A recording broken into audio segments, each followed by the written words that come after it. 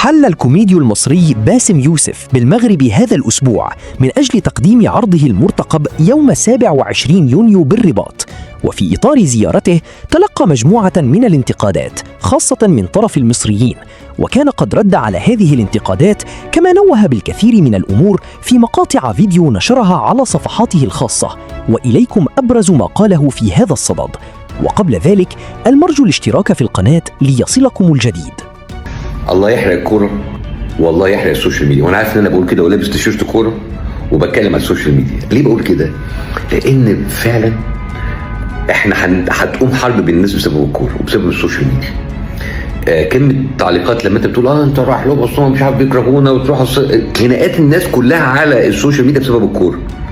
يعني الناس اللي هم جيلي واصغر مني شويه فاكرين واقعه دولمان لما كنا هنعلن الحرب احنا والجزائر علشان ماتش كوره.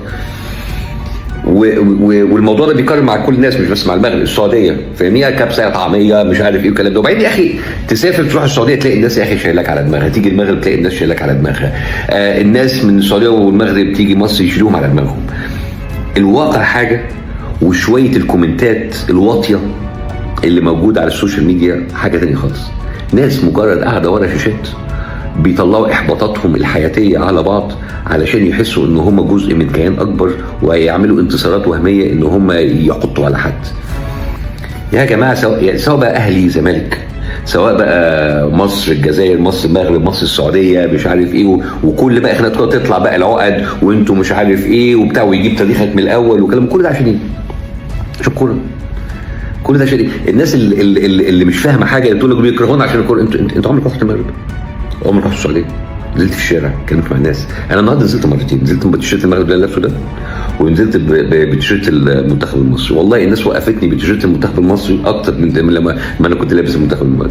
والناس هنا بتحبنا وكل حاجه بتاع ايه كوره؟ الكوره دي شجع كوره وانبسط وكلام من ده وبتاع، بس يعني طلع احباطاتك علشان توقع بين الناس وتقول كلام سخيف وتشتم في ايه ده؟ ايه القرف ده؟ سواء مصريين او مغاربه او سعوديين او جزائريين او كل حاجه. للاسف الموضوع موجود من كل النواحي، وللاسف انا بس مش عايز اخش بس في نظريات مؤامره وكلام من ده وبتاع، لكن يعني في دراسات وبحث وحاجات معموله كتير جدا ان معظم الخناقات ديت بتبتديها بعض شويه لجان فبتلاقي بتشجع الناس اللي في قلوبهم مرض فعشان يخشوا في الموضوع ده. يعني منتخبك اتغلب حد تاني من بلد تاني غزا فيك، يعني هل ده هيحدد علاقتك بالبلد دي كلها؟ فقلنا يا جماعه الناس اللي قاعدوا ورا الشاشات وقاعده عماله تشتم دي مش فاهمين حاجه ما طلعوش بره الدايره الضيقه بتاعتهم وما شافوش الناس.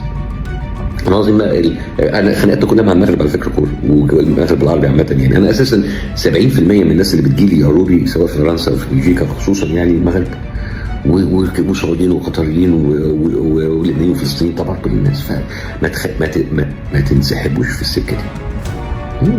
بس يلا السلام عليكم. انا حاليا دلوقتي بتعلم بعض الكلمات المغربيه الدارجه. فدلوقتي انا اكتشفت كلمه ديالي اللي هو بتاعي. فمثلا اللي هو السياره ديالي، تعالوا الشو ديالي، فاللي هو القلم ده ديالك. فانا عندي سؤال لاخواني المغاربه. احنا في مصر لما بنقول يعني اي حاجه بتاعتي هنا لو اتقالت لوحدها بتاعي بيبقى ليها معنى تاني خالص. فهل هنا في المغرب لما بتقولوا ديالي وتسكتوا ليها نفس المعنى؟ قولوا لي في الكومنتات. هذا ربنا يستر عليكم.